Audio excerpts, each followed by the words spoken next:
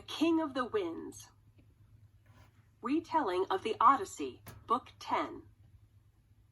What can help Odysseus go from here to there? Once upon a time, a man named Odysseus traveled the world on a great adventure. He and his men sailed the seas in a grand ship.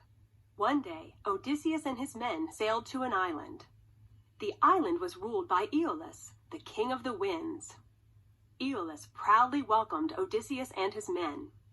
"You are welcome here, my brave travelers. Please stay in my city." So Odysseus and his men stayed on the island. He told Aeolus, the King of the Winds, about his long journey on the ocean. Eventually, Odysseus was ready to return home. "I have been away from my family for a long time," he told the King of the Winds.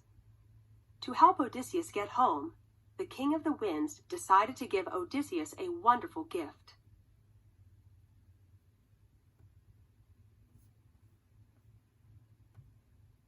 The King of the Winds handed Odysseus a plain bag. Odysseus watched as the King of the Winds filled the bag with many stormy and noisy winds.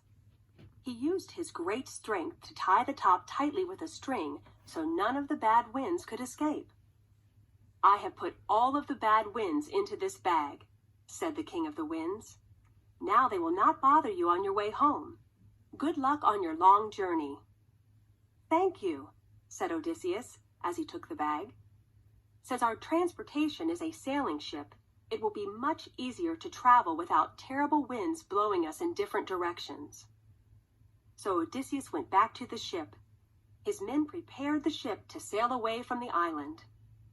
Everyone on the island waved goodbye to Odysseus. Then the King of the Winds used a good wind to blow Odysseus and his ship toward home.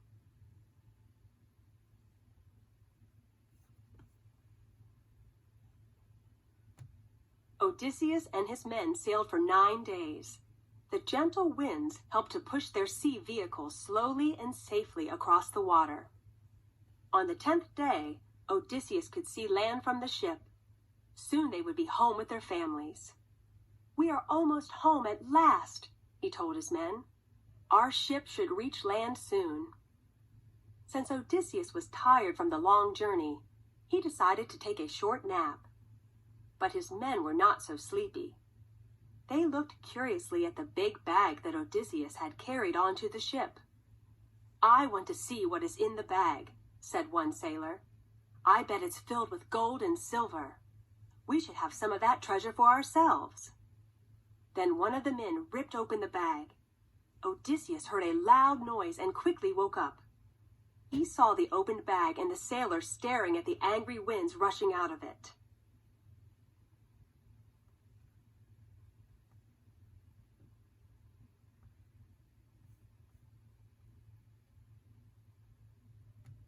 "Oh no!"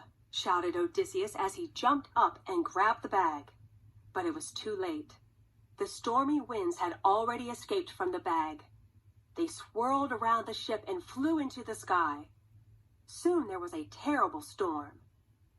The fierce storm lasted for a very long time. As the storm raged, the ship changed course and sailed away from Odysseus's home. "We are moving back toward the island of the King of the Winds," cried Odysseus as he stared at the rolling waves. After sailing on the wide sea for many days, Odysseus and his men gradually reached the island. Odysseus told the King of the Winds what had happened, and he begged him for help. But the King of the Winds would not help Odysseus. "I will not help you this time. You must get home on your own," he said. Odysseus and his men had no choice. Once again, they left the island. But this time they had no good winds to carry their ship, and it would take them much longer to get home. The sailors realized that what they did was wrong. They were truly sorry that their curiosity to see what was in the bag caused such trouble. They learned an important lesson, and Odysseus and his men finally made it home after all.